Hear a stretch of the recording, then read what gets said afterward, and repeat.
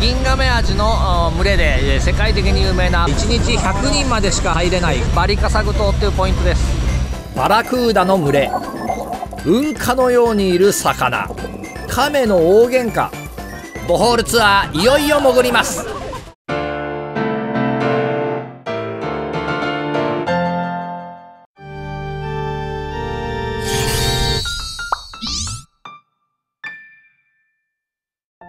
フィリピンセブ島の隣の島がボホール島。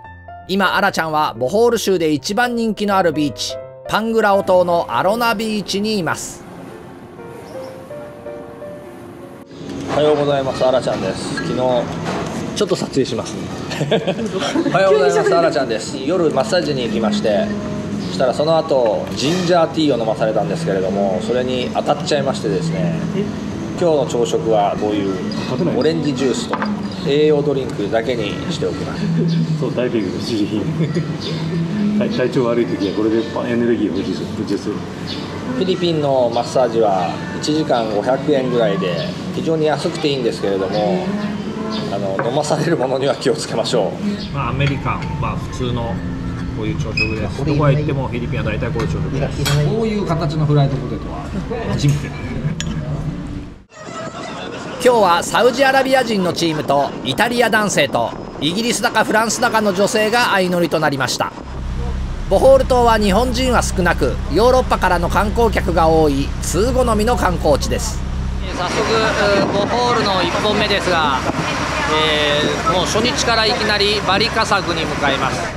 ボホールでダイビングといえばほぼこのバリカサグです。これが銀亀アジの群れで世界的に有名なバリカサグ島、ボホール島から行くねバリカサグ島っていうポイントです。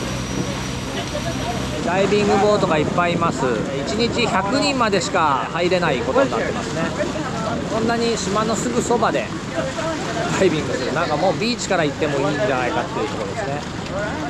ロイヤルガーデンっていうところにいらっしゃいます。ロイヤルガーデン。カメ出たらこのサイン出します。カメ。バラクーダたまに浅いところでも出るんですけど、バラクーダのサインこれです。バラクーダ。So around here it's around のサインはこれです。何？巻いてるよ。一匹でも一匹ですからこれ一匹。ザーツ100このサインとザーツ50でザーツ100と何空気の量ね。半分。これやめてください。ビーズ返しますから。これ何？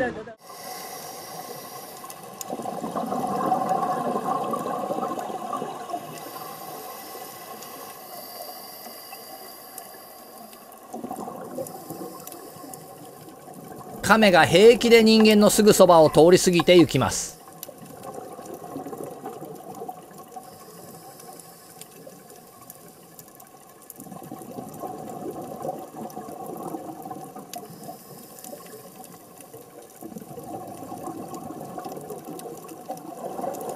こちらにも亀がいました。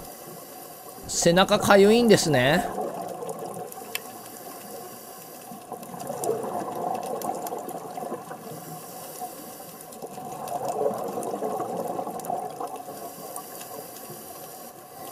お、これは珍しい。亀の大喧嘩です。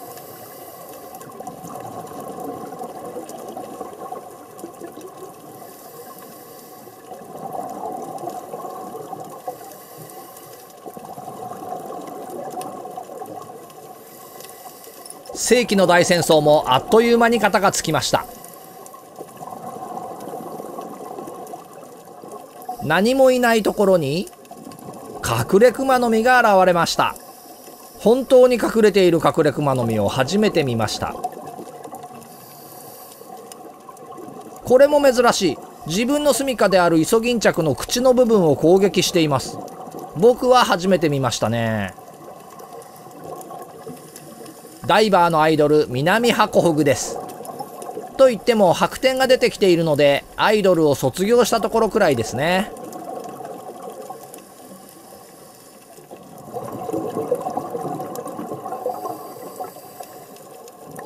おっとまっぴらごめんよ。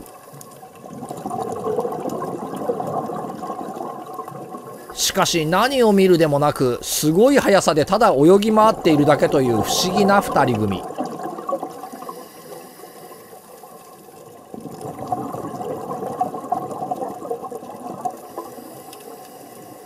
なんで割り込んだんだろう。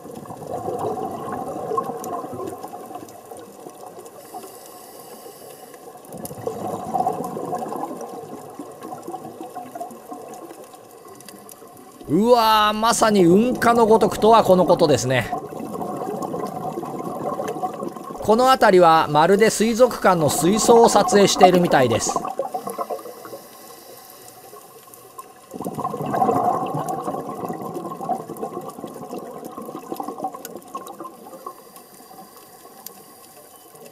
黒いのはスズメダイ、黄色はコガネスズメダイのようです。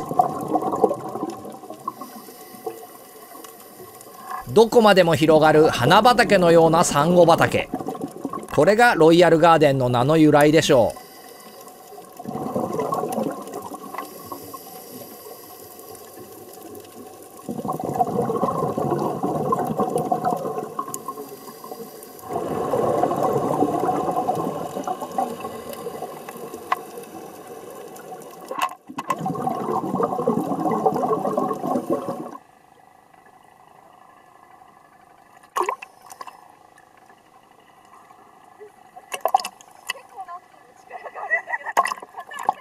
はい、一本潜り終わったところです。ここはね、ギンガメアジのポイントではなかったんですが、今は、すごい小さい魚がいっぱいいて、サンゴ礁も綺麗ですね。すごく浅いところがもう5メートルぐらいのところがすごく光が入って、サンゴ礁もすごく多くて、小魚もものすごく多くて、もう小魚の数が異常に多くて綺麗ですね。水温はもうぬるいぐらいです。裸で潜っても全然大丈夫ですね。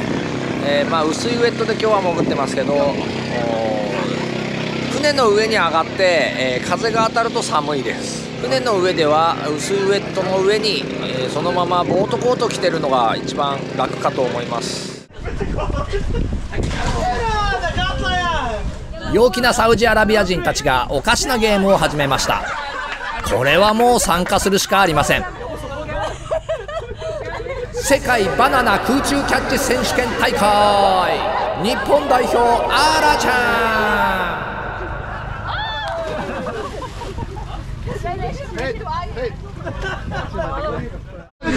これないよブラックフォレスト、ブラックフォレスト行きましょう。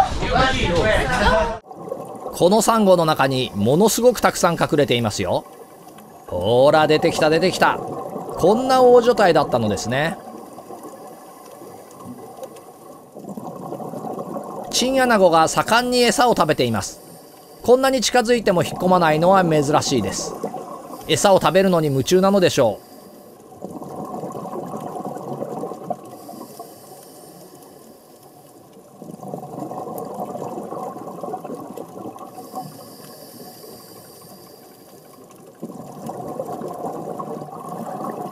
化粧フグは日本ではまず見かけませんが、フィリピンではかなりあちこちにいました。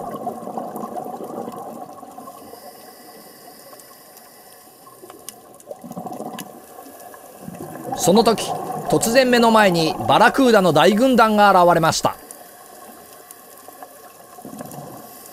長年ブラックフィンバラクーダとして馴染んできましたが、2019年にタツカマスという和名が付けられました。バラクーダと呼ばれているものは他にオニカマスやオオカマスなどがいますが、僕はほぼいつもタツカマスばかりです。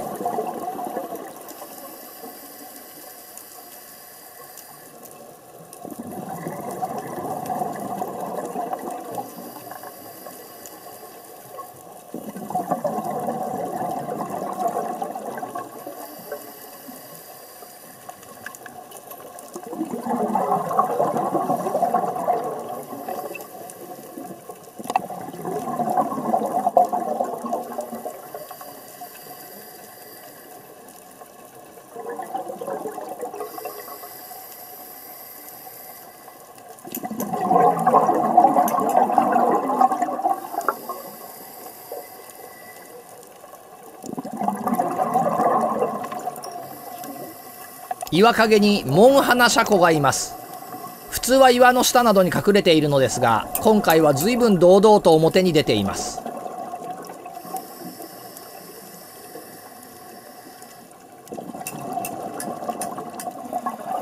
グルクマの群れです。プランクトンを食べるために大きく口を開けると、なぜか顔が銀色に光ります。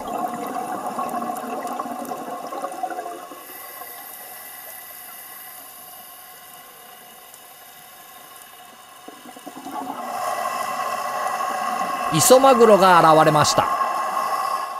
やはり大きい魚は見応えがあります。ソウシハギがクラゲを捕食しています。あっという間にバラバラにしてしまいました。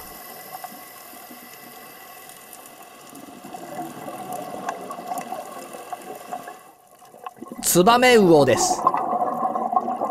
ツバメウオも人間を恐れない魚ですね。向こうから寄ってくることもよくあります。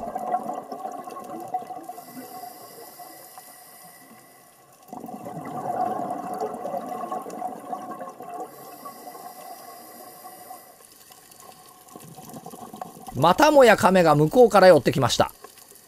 が、人間に興味があるというわけでもないんですよね。恐れてもいないけど相手にもしていないという感じです。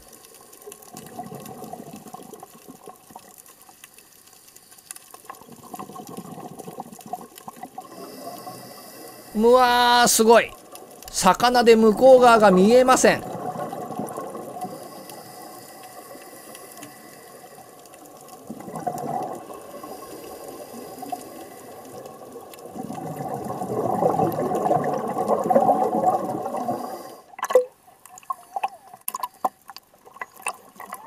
今バリスカサグ島での2本終わって、パングラオ島に帰るところです。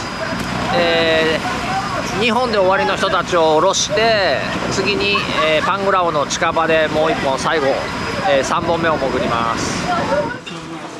お昼ご飯はショップが用意してくれたサンドイッチといってももう3時なんですけど、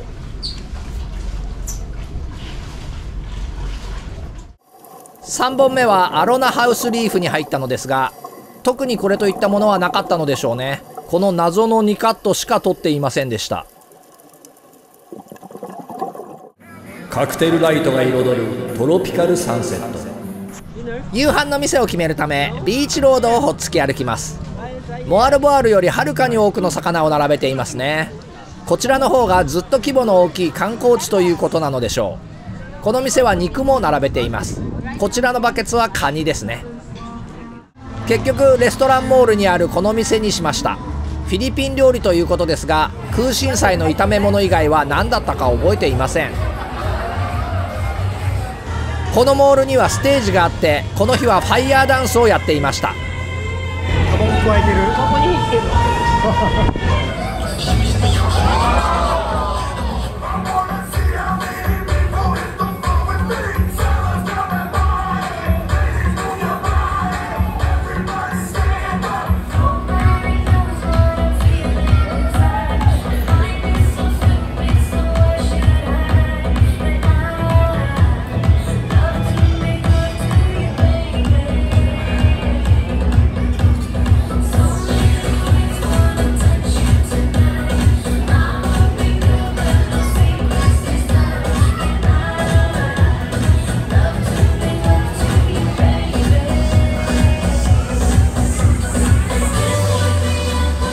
この背の高いダンサーはとても目を引く魅力的な人なのですが、オカマちゃんです。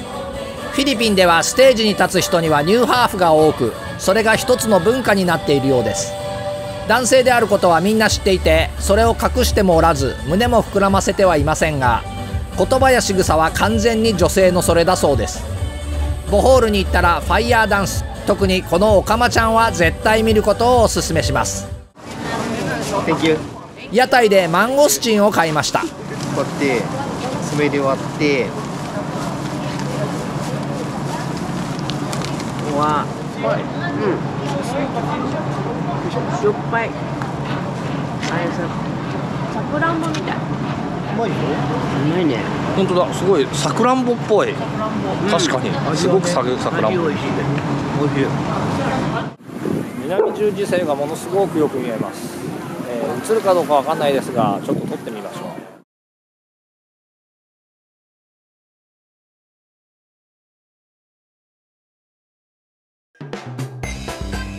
今バリカサグに船で向かっているところです。今日はね、昨日とは違うボートですね。違うボートで同じポイントに潜るという離れ技を食らったアラちゃん。